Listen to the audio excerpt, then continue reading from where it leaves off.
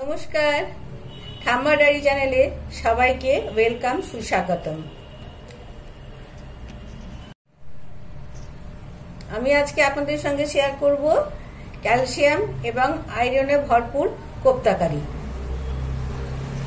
তার জন্য আমি এখানে সেদ্ধ করে নিচ্ছি দুটো কাঁচা কলা।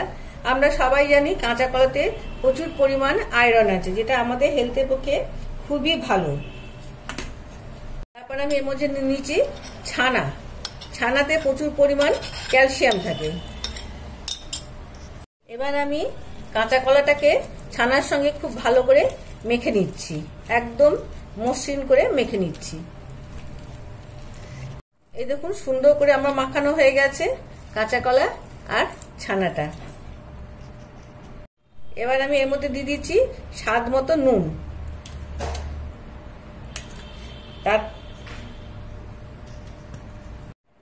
তারপর দেবো একটু গুঁড়ো হলুদ।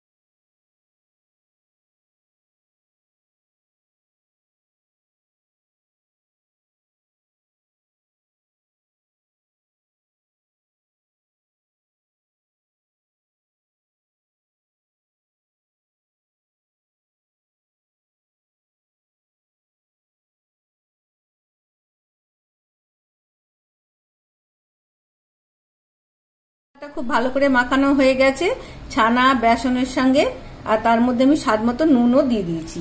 এবার আমি এখানে এই হ্যান্ড ব্লেন্ডারের মধ্যে এক মুঠো ধনেপাতা আর 4টে কাঁচা লঙ্কা দিয়ে দিচ্ছি। এবার আমি এগুলোকে ভালো করে কুচি করে দিচ্ছি। আমি এবারে ব্লেন্ডারে চপ করা এই ধনেপাতা আর লঙ্কা কুচিগুলো এর মধ্যে দিয়ে দিচ্ছি।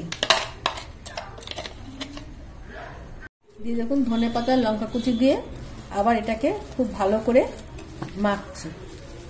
আমি এখানে গ্যাসে কড়াইটা বসিয়ে দিয়েছি। এবার আমি এটা সাদা তেলে করব। আপনারা আপনাদের চয়েস অনুযায়ী তেল নেবেন, তবে সাদা তেলে করলেই বেশি ভালো লাগে।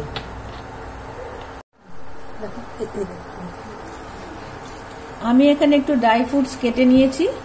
এই প্রত্যেকটা কোপ্তার মধ্যে আমি ড্রাই ফ্রুটস ভরবো। এইভাবে আমি বড়াগুলোর ভেতরে একটু এরকম জায়গা করে নিয়েছি। নিয়ে এই কাজু কিশমিশ ছোট করে কেটে নিয়েছি। এগুলো না খাবার সময় মুখে পড়লে ভীষণ ভালো লাগে। হয়ে গেছে, আমি এইভাবে সবগুলো করে নিচ্ছি। সমস্তগুলো গড়ে ফেলেছি।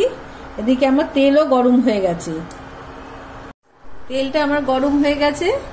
এইবার আমি একটা একটা করে এর মধ্যে এই বড়াগুলোকে, টিকিয়াগুলোকে ছেড়ে দেবো। এই সময় আমি ফ্লেমটা কমিয়ে দিয়েছি। আপনাদের কড়াইয়ে যতগুলো আটবে আপনারা সেইভাবে দিয়েই করবেন, বড়াটাকে ভাজবেন।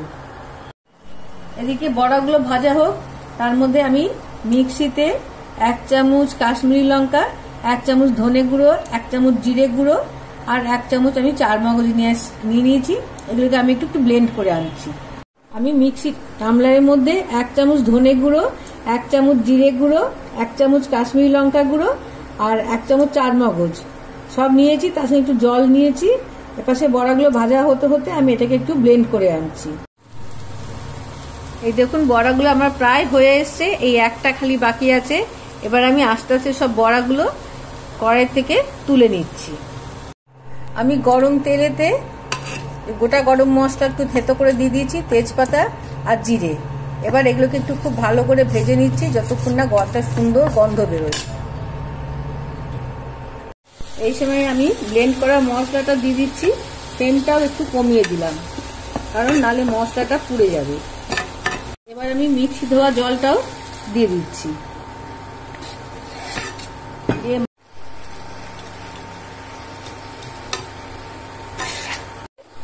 জল ছেড়ে দিয়েছে।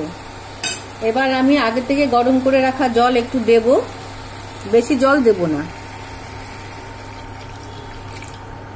জলটা এবার ফুটে উঠুক, তারপর আবার দেখাচ্ছি। এই দেখুন ঝোলটা হয়ে গেছে। এবারে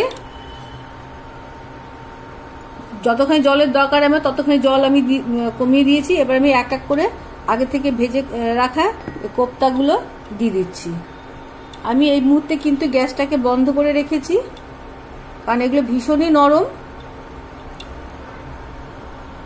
এবারে আমি এটাকে একটু ঢাকা দিয়ে রাখবো স্ট্যান্ডিং টাইম 5 মিনিটের জন্য।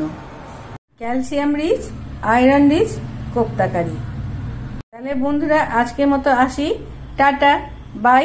দেখা হচ্ছে আবার আগামী কোনো এপিসোড। যদি আমার এই রান্না চ্যানেলটিকে আপনাদের কোথাও কিছু ভালো লেগে থাকে তাহলে প্লিজ একটা লাইক করে দেবেন আর সাবস্ক্রাইব করে পাশে রাখা বেল আইকনটিকে প্রেস করে দেবেন। নমস্কার, দেখা হচ্ছে আবার আগামী কোনো এপিসোডে। ততক্ষণ আপনারা ভালো থাকুন, সুস্থ থাকুন।